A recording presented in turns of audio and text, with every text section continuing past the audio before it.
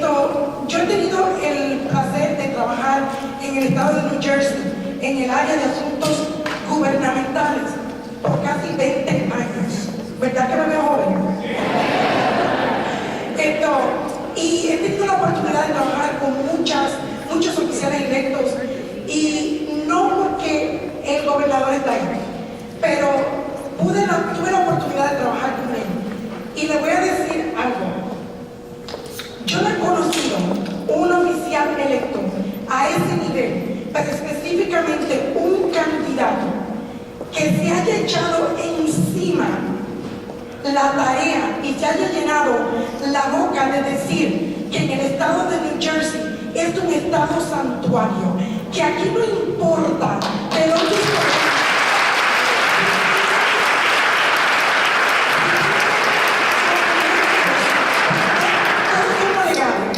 porque somos hijos de Dios y somos seres humanos. Así que comencemos por ahí. Somos ciudadanos de lo que es el mundo que Dios ha creado. Pero ese hombre se echó de enemigo, y sus contrincantes no lo criticaron porque su agenda de impuestos ni nada. Lo criticaron por decir que en el estado de New Jersey el inmigrante está protegido y no debe de vivir con temor. Y yo tengo mucho tiempo que he querido decirle eso, porque cuando muchos de los nuestros no se atrevían a decir eso, cuando en este país estamos viviendo un momento de tanto temor, ese señor tuvo la valentía de decir: aquí no le van a hacer nada a la gente.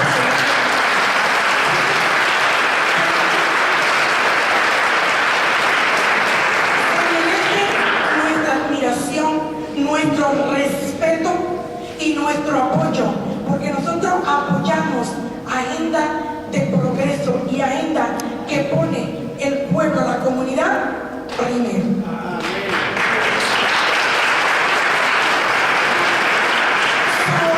Como dicen, que no todo ocurre porque por arte de magia, right?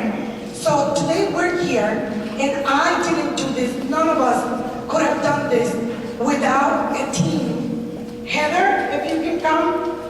Yo quiero que ustedes conozcan esta señora, Heather Schwartz. Es la encargada de este lugar. Y ha hecho un trabajo.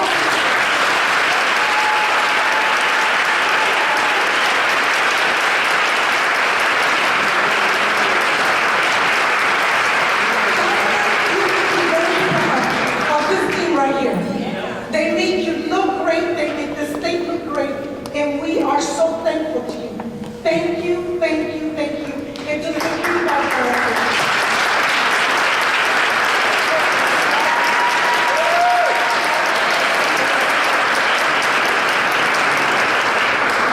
Additionally, this day could not happen. So, nosotros nos reunimos en la oficina del gobernador hace unos cuantos meses atrás, y hubo un grupo de nosotros de la coalición y fuimos allí a hablar de los asuntos que son de importancia para la comunidad de fe, pero sobre todo para el liderazgo de fe.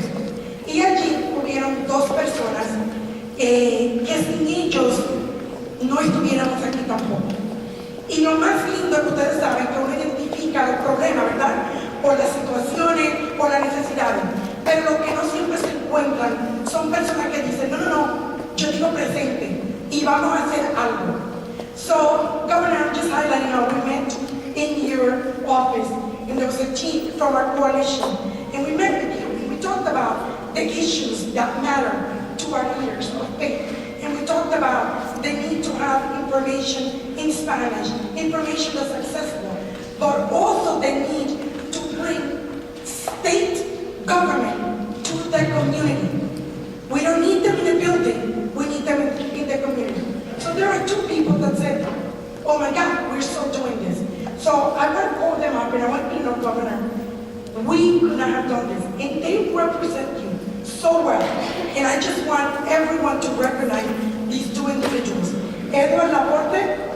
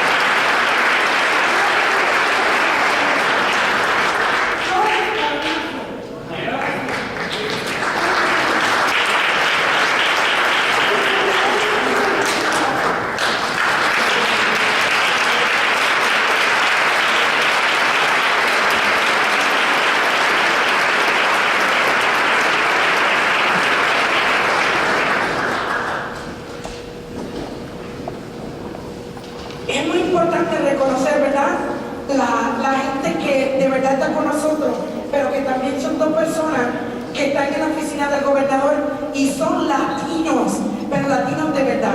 Y son una mujer de fe y un hombre de fe. Así que no hay coincidencia. También quiero resaltar que hoy estamos muy agradecidos de la presencia de cada uno de ustedes. Y a mí me gustaría que en este momento todos los pastores se paren. If we can have all the pastors stand, all of our pastors, todos los pastores, ministros.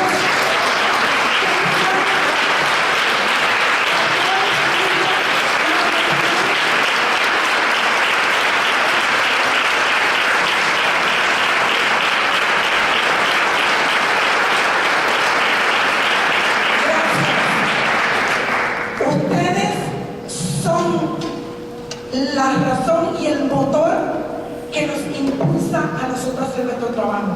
Así que muchas gracias de todo corazón. Nos honran, los amamos. Gracias por la confianza que han depositado en nosotros. Que Dios nos lo continúe bendiciendo. Y ¿qué le puedo decir? Vamos a hacer mucho trabajo y nos vamos a ver siempre más a menudo. Gracias.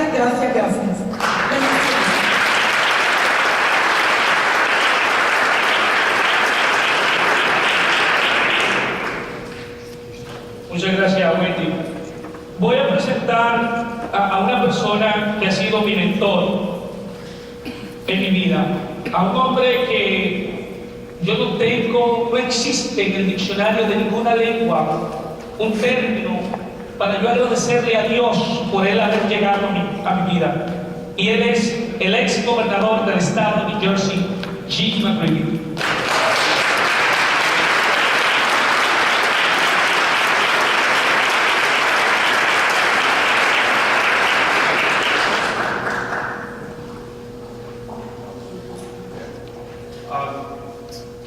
So I'll be fast. The governor's on a tight schedule. I just want to say to Wendy, and I apologize for my English.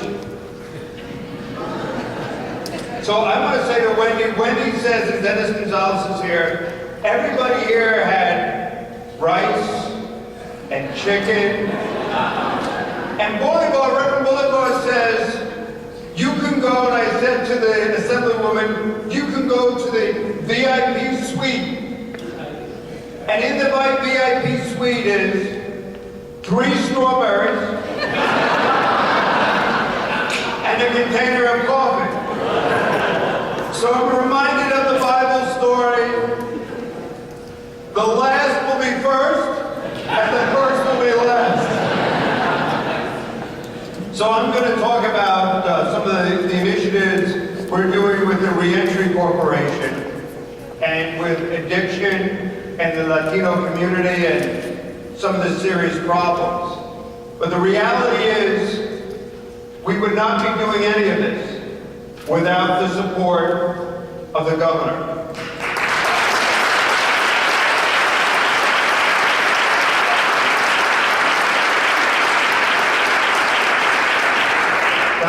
Governor, watch these two on this table right here. Raise your hand, I forgot. Nothing but a big troublemaker.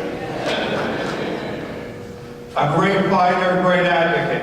But I just want to say, in the governor's budget that he presented to the state legislature, he provided more money for reentry. And we all know that the challenge, particularly in the Latino community, that overdose deaths are tragically increased in the state of New Jersey, as they have nationally. They've gone up by 51.3%. Latino overdose deaths, according to the Center of Disease Control, nationally is outpacing Anglo deaths. The governor's provided us money to make sure that in every community center, we have bilingual speakers, that we're working with Hold On Korea and Europe.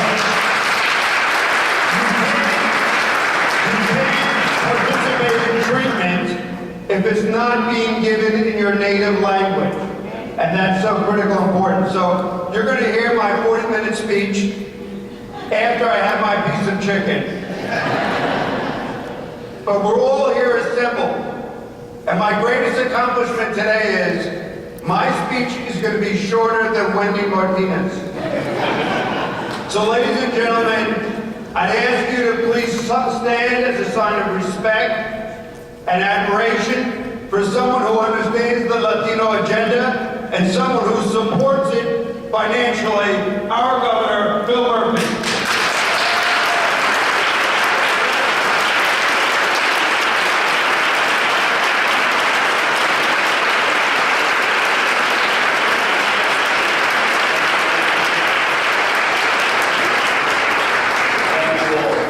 Buenas tardes. Wendy, your Spanish is outstanding. Bless you. Thank you so much for having me this afternoon. We got snowed out last month. I'm honored to be back with you. Governor McGreevey, I don't know where the state of re-entry in our state would be without you and your leadership. So God bless you.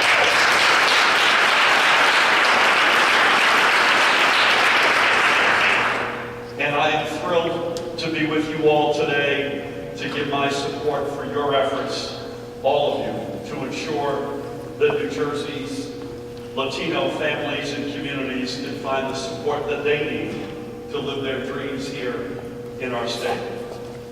Reverend Bolivar, thank you very much for your inspiration and for your convening today. I want to thank the New Jersey Coalition of Latino Pastors and Ministers, and in particular Reverend Antonio Mourinho, who would not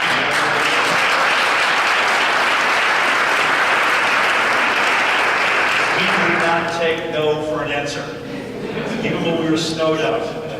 So to him and to each of you, I thank you for the invitation to be with you and for your continuing support and partnership. I also offer a particular shout out to my neighbor and the chair of our Puerto Rico Commission, and a dear friend, Reverend Joshua Rodriguez.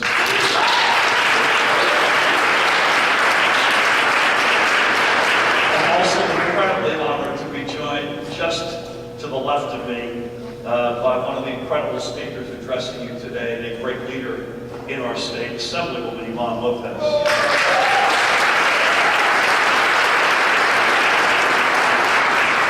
And if that weren't enough, I am proud that the Secretary of State of the great state of New Jersey, Tahisha Way,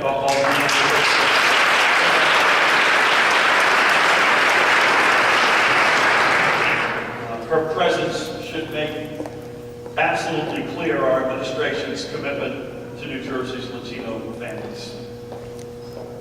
And to each and every one of you on the dais, thank you for having me, and to each and every one of you in this room, thank you for having me. Please tell them I'll call right back. For the past year plus, our administration has committed itself to a simple principle, that we are one New Jersey family, and that we will rise together as one family. This commitment is renewed in a budget based on finding more than $1.1 billion in savings and taking those savings and reinvesting them directly in our communities. Our budget will increase our investments in public education and workforce development, from pre-K all the way through to an associate's degree, to tuition aid grants and the Educational Opportunity Fund, and in our Computer Science for All and apprenticeship initiatives. I had the honor a couple of days ago to sit beside former Governor Jim McGreevey today, and a couple of days ago, I had the honor to sit with former Governor Tom King, and we were celebrating the 50th anniversary of the Educational Opportunity Fund, which is an extraordinary program unlike any other in America. And I'm proud in our budget we're not just keeping it where it was, but we're putting even more money in to help more kids.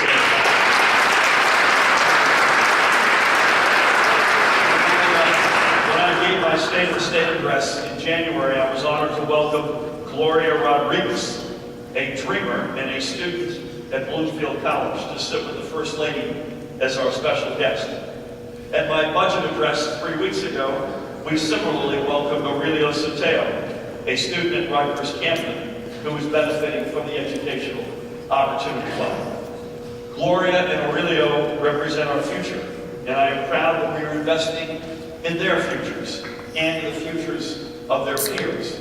And as I've said many times, and as we all know, dreamers in our state are every bit as American as our 4 children, period.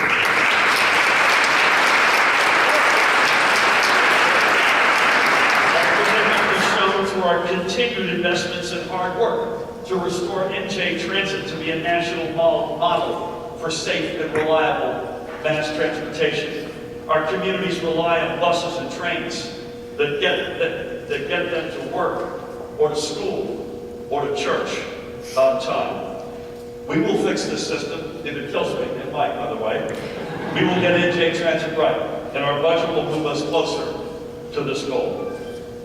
This commitment is found through our budget's commitment to providing crucial legal services to immigrants facing deportation. Families who came to New Jersey for a better life do not deserve to be torn apart by the federal government, by the Trump administration's cruelly discriminatory.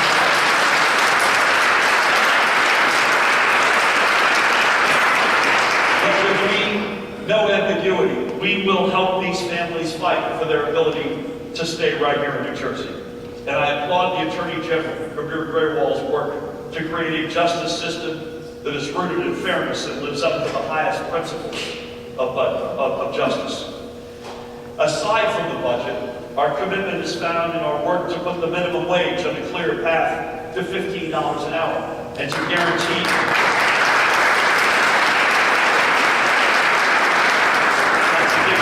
paid sick days for all workers so that we can truly honor the value of work and lift up millions of working families.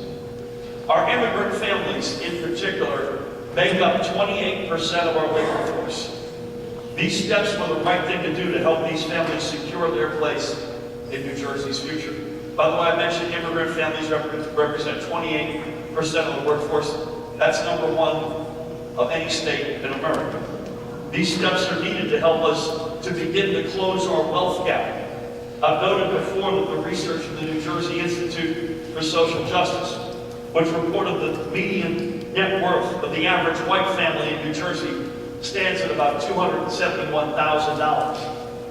But for Latino families, it is just $7,000. And it is only $5,900 for African American families.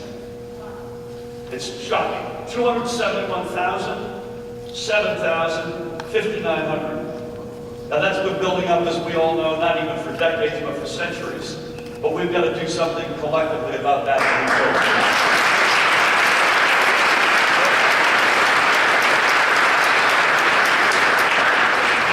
If that weren't enough, the recent 2018 study by the United Way of Northern New Jersey showed the struggle of our Alice families, and I grew up in an Alice family. Asset limited, income constrained, but employed. Put differently, in my household, I think we would have been called working poor. Those families that are, again, asset limited, income constrained, but they're still working. More than 1/3 of all New Jersey working households, encompassing all ages and all races in every county, still can't earn enough to afford basic needs.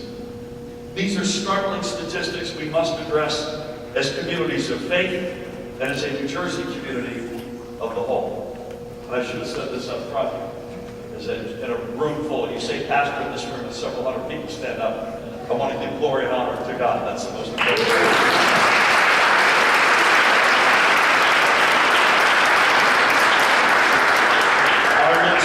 Immigrant communities will be part of this solution.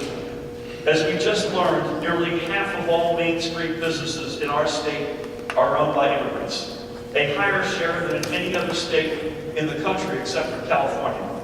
And immigrants own a majority of restaurants and grocery stores our residents support every day. It's simple. When you shop on Main Street, you support our Latino and immigrant communities. We must support them as a state. And I'm proud that the Economic Development Authority, for the first time ever, is making our small business sector a top priority once again with a small business dedicated team led by Christina Fuentes and Anthony Martinez.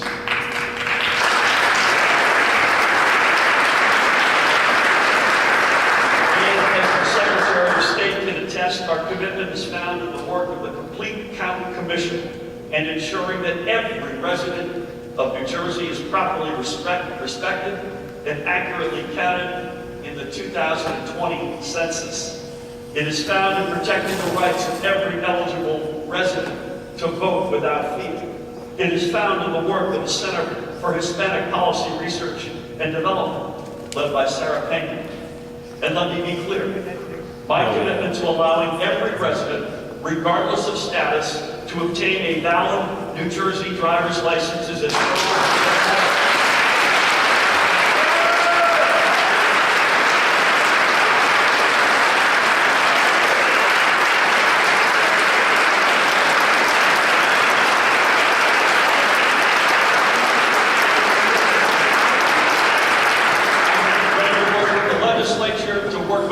every one of you to get this bill passed, and I will sign it into law. Here's the pen.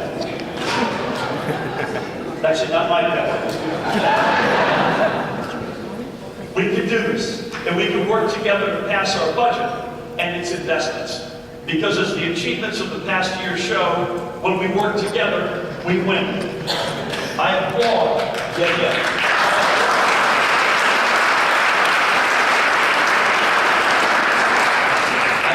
The New Jersey Coalition of Latino Pastors and Ministers for your work to empower communities through faith. And again, not just in the sanctuary or in the church, but in your communities, as importantly, if not more importantly.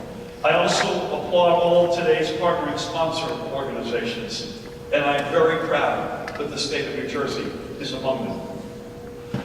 10 years ago, it feels like forever, we came, just a little bit more than 10 years ago, we came together under the single call, Si se puede. Yes, we can. Together more than ever, we must find that strength anew. And together, we can. Juntos podemos. And when we do, we'll be able to move New Jersey together to places that no one ever thought possible. Thank you. God bless you.